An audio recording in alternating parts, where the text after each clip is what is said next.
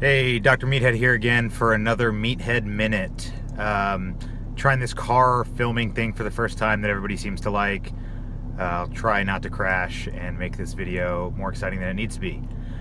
Something I wanted to talk about this week is a little article, well, if you can call it an article, some misinformation that seems to be taking the internet by storm, that somehow regular soda that's full of high fructose corn syrup or whatever your sugar of choice is somehow healthier than diet soda. Now, on the surface, I can kind of see where they're coming from with the naturalistic fallacy. Sugar seems more natural than artificial sweeteners, etc., etc.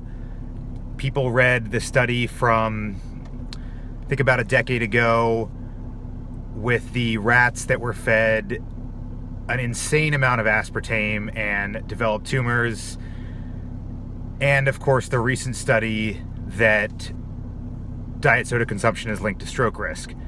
And of course you can't forget the people that think that diet soda causes an insulin response because artificial sweeteners trick your body into releasing insulin.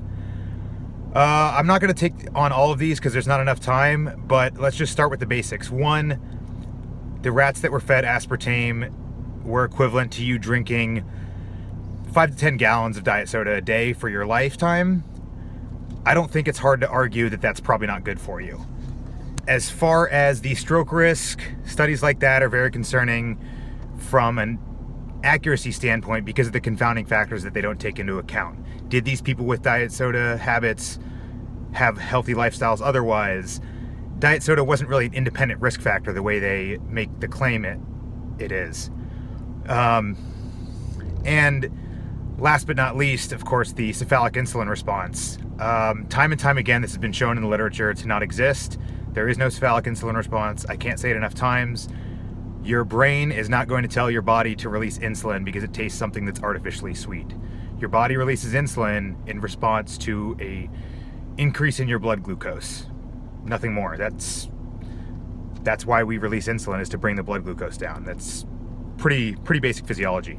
Now these articles, like I said, if you can even call them that, have these sensationalist headlines, and they're basically just clickbait. They are trying to grab viewership, they're trying to grab readership, and they're manipulating a lot of people into something that's just flat out wrong. What happens if you drink as much sugared soda as you did diet soda? You're going to put on weight, you're going to develop metabolic syndrome, you're going to develop diabetes, etc. Is diet soda as healthy as drinking something like water? Of course not. I don't think you have to be a nutritionist or a biochemist to understand that.